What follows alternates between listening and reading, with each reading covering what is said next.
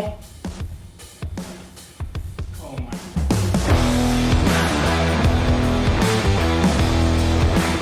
All right, it's a new day. It is extremely hot in the garage. It's about 92 degrees in here. The bike is ready to go, or I think it's ready to go. Let me just talk through what I got set up here because it's a little bit of a cluster. So I have the bike, the hot leads and ground leads connected up just to a car battery.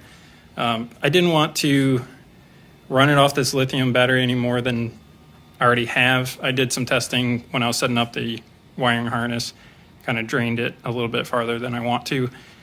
And I don't have a lithium charger at the moment. I think I sold it with my last bike that had a lithium battery, so I'll have to pick up another one. But for the time being, I'm just going to run it off a 12-volt battery to try to get the bike started. I have the wideband sensor hooked up to this box here. This box was made by a buddy of mine. Makes it real easy to tune up a bike or a car that isn't set up for a wideband at the moment. So all you have to do is connect power and ground and connect it up to your wideband O2 sensor, and your gauge is here. You just flick it on and it's good to go. Fuel line, literally just have it going up to the handlebars with a funnel in it.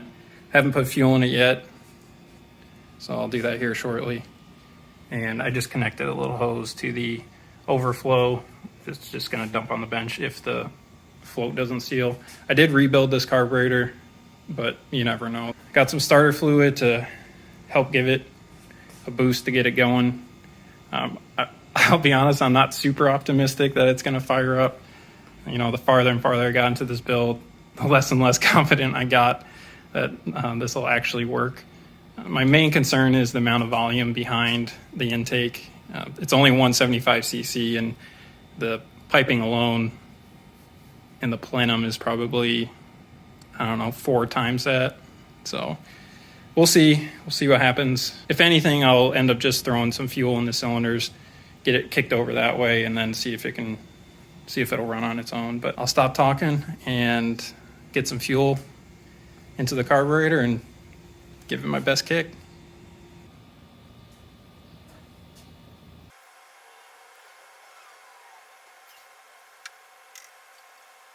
All right, I got fuel in the line.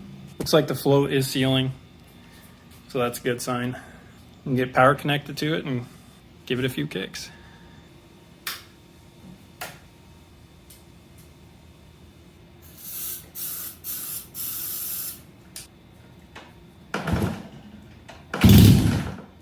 Oh, oh my God.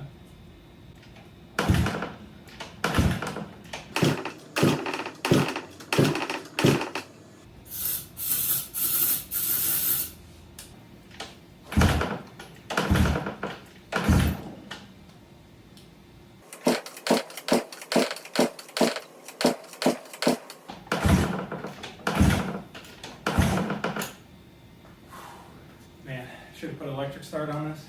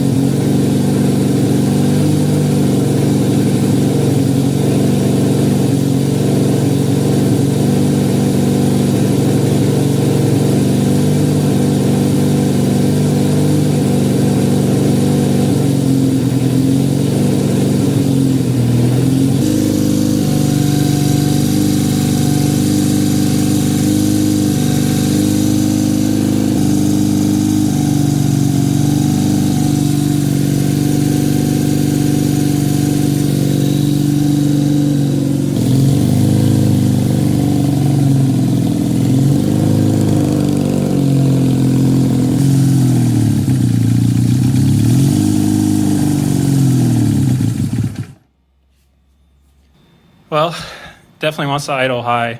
There could be, or there are several reasons for that, but I'll just have to figure that out another day. It could be a vacuum leak. Could be just jetting is way off in the carburetor.